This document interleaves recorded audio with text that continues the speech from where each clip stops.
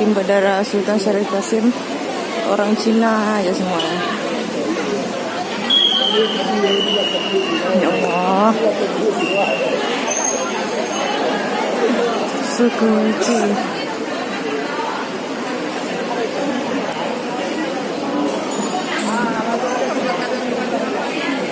Ya Allah, Bandara Sultan Syarif Qasim orang Cina aja.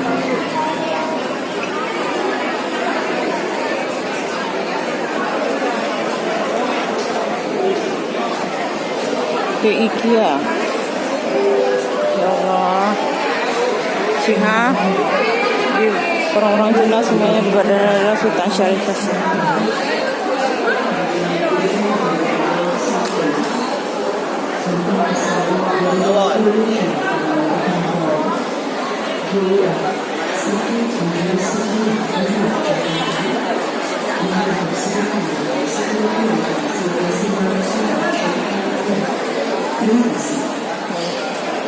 Cina semuanya ini bandara.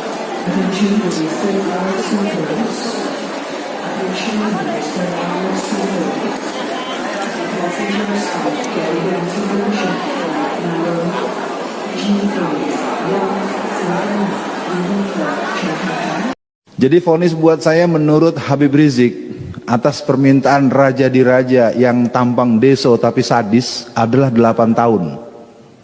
Ya, jadi beliau itu meminta agar saya divonis 8 tahun. Ya, jadi hati-hati dengan penampilan.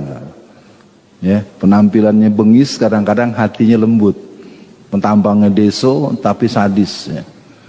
Dua-dua kasus saya, yang pertama eksepsi diterima alias harus bebas, yang kedua vonis bebas. Dua-duanya tidak bisa diteruskan, tapi vonisnya akhirnya 4 tahun. Padahal beliau minta 8 tahun. Antum tahu beliau ya? Nah, masalah sekarang kalau pakai nyebut nama lagi, pasal lagi gitu ya. Udah pakai beliau aja dah. Ya. Dah. Saya tutup saja dengan prosesi pengetukan palu ketika akan vonis, supaya jamaah juga dengar. Setelah saudara Alfian alias Alfian Tanjung melalui rangkaian persidangan, bla bla bla bla bla, dinyatakan bahwa saudara Alfian tidak berkesesuaian dengan pasal yang disangkakan. Ayat 2, barang siapa orang yang menyampaikan sesuatu demi kebaikan bangsa dan negara bukanlah sesuatu yang bersifat kriminal, maka dengan ini saudara Alfian dinyatakan bebas. Tapi tetap dan yang ribut saya di kasasi itu bapak polisi. Ya, lucu ya. Kalau orang kan kalau udah di sidang urusannya kan antara kejaksaan dengan kehakiman ya. Konferensi pers. Ya, dan terutama jenderal-jenderal Kristen. Ya, saya akan katakan ini sekarang memang ada 50 jenderal Kristen di kepolisian. Bukan 20, 50. Nah, saya ngalami langsung karena sejak saya disidang tanggal 16 bulan Agustus tahun 2017. Sidang pertama aja itu ketika saya dibawa dalam keadaan diborgol karena pengadilan itu penuh ramai, itu ribut. Kenapa Ustaz Alfian diborgol? Akhirnya sejak itu kata hakim, sejak hari ini persidangan Ustaz Alfian tidak boleh diborgol lagi. Nah, bolak-balik tanggal 27 Desember tahun 2017 sidang kasus di Jakarta. Kasus Jakarta itu adalah kasus yang merupakan saripati ceramahnya si Ciptaning yang mengatakan bahwa PDI Perjuangan dicoblos oleh 20 juta warga PKI. Lalu saya masukkan di Twitter, isinya 85% pemilih PDI Perjuangan adalah PKI. Ini ceritanya seperti orang curi motor Pak Budiman. Ada orang nyuri itu. Maling tuh, maling. Jadi yang ditangkap bukan yang maling, yang ngasih tahu. Kan lucu kan? Makanya ketika Bang Yusril jadi saksi, itu habis sama Bang Yusril tuh. Hakim segala macam, jaksa nggak bisa ngomong. Tapi ya begitu. Oke ya, jadi kesimpulannya saya masih seperti yang dulu, cuman mungkin kemarin udah kena lagi pasal di Sumatera Barat. Terus-terusan nih, saya dilaporin terus. Oke, cukup sampai di sini. Karena tadi ada amanat dari Pak Ustadz Budiman untuk menyampaikan hal-hal yang khusus. Ya, saya berharap saya tidak slip of tongue, saya nggak salah ngomong. 1,5 bulan yang lalu, Xi Jinping sudah mengancam Jokowi. Kalian harus sikapi Islam dengan keras. Saya kok nggak paham ini, kok presiden negara lain ngancam presiden kita. Ini terus terang saja, ini saya karena tadi saya tegas betul tadi Ustaz Budiman bilang, Ustaz Alfian akan menyampaikan sesuatu yang tidak atau jarang didengar. Seperti dulu juga pernah saya masih ada nggak Bapak yang polisi di sini? Ya, Bapak kan yang marah sama saya waktu saya bilang Polwan digebukin, lalu Bapak komplain, akhirnya saya kirimin videonya. Iya, dulu waktu ada proses sweeping di hotel di Medan, saya sempat cerita, saya ingat beliau tuh agak komplain. Oh ini gini mana? Akhirnya saya kirimin video pada beliau ketika pengusaha Cina pemilik hotel ada proses penertiban oleh pihak Poltabes Medan. Aneh kan? Acara hotel katakanlah apa istilah kalau bahasa dinasnya itu, didatangi oleh petugas, petugasnya dimarahi dan polwannya digebukin sampai rontok giginya. Ya, waktu itu beliau agak komplain, mungkin gini ya. Saya kirimin videonya dan karena beliau nggak kasih komentar, mudah-mudahan saya nggak keliru lagi kalau ngomong. Baik ya, jadi Xi Jinping itu sudah perintah dan kita sedang menunggu pengesahan undang-undang HIP. Bukan menunggu berarti kepengen, bukan. Kalau undang-undang ini disahkan, ini pengajian nggak bisa nih. Terus terang aja nih, lagi ngaji atau diserbu sama Satgas partai titik-titik, ente nggak bisa ngelawan, salah demi hukum. Jadi undang-undang HIP itu blade-nya adalah blade penghapusan TAP MPRS nomor 25 atau 66. Beneran, ini saya gini-gini kalau kata teman-teman deket, ini Profesor Doktor PKI ini. Asli, saya tidak dalam konteks tekebur, saya ingin katakan undang-undang ini disahkan, tunggulah kita akan berhadapan seperti di Angola. Ya, makanya saya nggak tahu, ntar dia sidang lagi malam-malam, ketok palu. Ya udah ya, saya pikir begitu dulu, satu poin. Saya karena harus mencukupkan 10 menit. Yang kedua, gerakan PKI sekarang itu betul-betul sentralnya Jawa Tengah, Jawa Timur. Jawa Tengah itu Semarang dan Boyolali, full. Dari tingkat RT sampai tingkat wali kota, bupati, sampai gubernur Jawa Tengah. PKI Pak.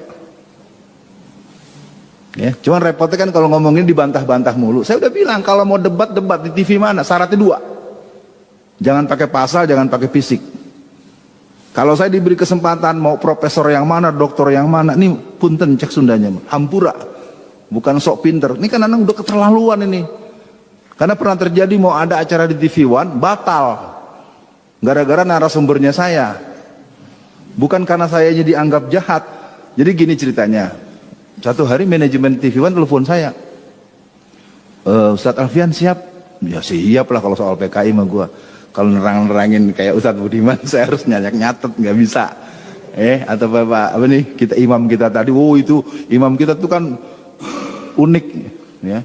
Dulu sering mimpin tahlil, suruh segala macem. Sekarang udah jadi salafiyun. Ya. Oke, dan nanti lagi ngobrol yang lain. Jadi kesimpulannya PKI ini sekarang tinggal nunggu tiket. Kalau nanti undang-undang BPIP disahkan, maka kita akan punya CC pusat PKI. Jadi ini antara struktur, pengaturan, operasi. Jadi kita sekarang secara de facto sudah negara komunis. Tinggal menunggukan de jure-nya. Dan kalau saya lihat perlawanannya kagak jelas. Karena dibalik-balik terus, dari yang mentah-mentahin, maaf ya kawan-kawan dari tetangga sebelah yang sama-sama sholat. Oh hari gini, jangan ngomong PKI. Sementara di kelompok Kristen, sejak tahun 1974, 1967, 2020 itu kebetulan saya sekarang tinggal di Solo, ya mudah-mudahan dimaklumi. Saya temu dengan Bu Dewi Purnamawati dan teman-teman yang kader-kader advance di gerakan Kristen, karena dia dulu Kristen sekarang Muslim. Jadi kita ini sekarang udah masuk perangkap betul. Lihat saja tuh kemarin tuh yang kelilingin tank-tank sama pasukan khusus di depan Petamburan. Itu kader gereja itu. Ya, saya namanya nggak hafal, tapi udah sempat saya kirimin itu beberapa orang karena handphone saya agak hang juga ngirimnya terus-terusan. Wallazina kafaru ba'duhum awliya'u ba'd. Orang-orang kafir bekerja sama untuk menghancurkan kita, menyerang kita, sementara kita tahsabuhum jami'a wa qulubuhum satta. Saya walaupun ilmu saya nggak sepadan dengan tuan-tuan guru yang mengajarkan tafsir, yang saya tahu ayat itu bukan buat kita. Allah turunkan ayat itu kepada Rasulullah. Salah satu kalimat yang terdapat dalam surat Al-Hasyr di ayat 14 kalau tidak salah, ada kalimat tahsabuhum jami'a wa qulubuhum satta. Kau lihat mereka seolah-olah bersatu, padahal mereka terpecah belah. Itu ternyata adanya pada kita. Itu ayat kan bukan buat kita itu. Tanya deh sama guru kita nih, tanya ustadz. Nah, jadi kesimpulannya itu satu lagi atau dua lagi. Nah ya, yang kedua narkoba. Ini mohon maaf Bapak yang pernah di kepolisian. Narkoba itu dalam pengetahuan saya selama 29 bulan dalam penjara, real terkonfirmasi datang 250 ton tiap tahun. Ya, karena kebetulan saya ketemu dengan bandar-bandar besar yang asetnya triliunan, dan di dalam itu banyak bunker-bunker yang isinya narkoba. Saya nggak bisa lagi ngomong dan nyerah udah. Ya, jadi kalau ada, jangankan saya yang sama-sama tahanan, Kalapas aja kalau mulai menyoal bulan depan ganti. Jadi dalam itu yang namanya bandar-bandar benar-benar jadi super body. Kita ketahuan punya handphone aja dimasukin sel tikus. Tapi kalau Cina-Cina itu pakai handphone tuh depan umum, pakai bahasa Cina lah segala macam. Wah udah nggak ada harganya deh petugas kita. Mau yang petugas kepolisiannya, mau yang petugas lapasnya, yang nggak, kalau di hadapan Cina semuanya.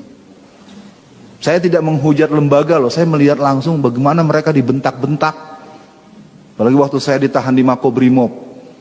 Itu kan saya di Makobrimob itu, ya ceritanya penjara-penjaraan. Kalau udah jam 10 malam tuh sering dibukain sama komandan batalion. Saya kan imam musola, saya begini-gini imam musola Pak. Imam musola jamai 200 orang. Jadi kalau lagi nggak ada pengawasan dari Mabes Polri, gembok saya dilepas. Pas saya masuk, sopo iki sopo, ditahan di sini, Ustadz Alfian Tanjung, yang memenjaranya gendeng. Bayangin, karutannya saja bilang yang masukin saya ke situ orang gila atau gitu, coba. Ya, tapi jangan cari namanya, saya nggak mau, kesian tuh bapak itu. Jadi dari sini para jamaah semua, narkoba ini jadi senjata dari jaringan Cina untuk melumpuhkan. Pertama, melumpuhkan generasi muda. Kedua, melumpuhkan orang-orang tua dan aparat untuk menyoal mereka. Karena mereka sogokannya ratusan triliun. Puluhan, gila. Jadi barang itu datangnya terang-terangan. Jadi pakai kapal-kapal besar itu, di 250 ton kan nggak mungkin pakai gerobak. Ya. Dan transaksinya resmi. Antara seragam titik-titik dengan seragam titik-titik. Udah dah, saya nggak bisa bahas lagi. Pakai berkasnya sama, saya dapat langsung. Dan terakhir, karena nanti kelamaan, yang jadi bandar narkoba di masyarakat itu tokoh-tokoh yang populer dan terkenal. Di tingkat ini, izinkan saya nggak berani nyebut nama, takut saya, asli takut. Beneran Pak, saya ngomong aja takut udah. Karena saya kan di dalam diketahui, karena saya ini wakil ketua Komite Dakwah Khusus MUI Pusat. Jadi anak-anak tuh pada cium tangan mulu lah, udah pada laporan. Ustadz gimana Ustadz gini-gini, kamu kenapa kasusnya? Ya saya 13 kilo Ustadz, hukuman saya hukuman mati. Terus tapi sebenarnya yang punya, disebut tuh nama-nama orang. Lu bener ngomong gitu? Buat apa Ustadz, dari penjara? Jadi sekarang ini memang betul kalau kita nonton film India, Tuan Takur, lu Tuan Takur nggak? Ya kalau saudara-saudara bangsa ini kita padahal di belakang tanah rakyat dijarah, anak-anak kecil diracun, segala macam. Jadi negeri ini Tuan Takurnya ada banyak. Siapa saja dia, cari sendiri aja. Ya, kena pasal lagi gua nanti. Ya, tapi intinya negeri ini memang sudah dihancurkan dengan serius. Maka saya himbau buat para semua jamaah, jangan jauh-jauh dari Allah. Jadi khutbah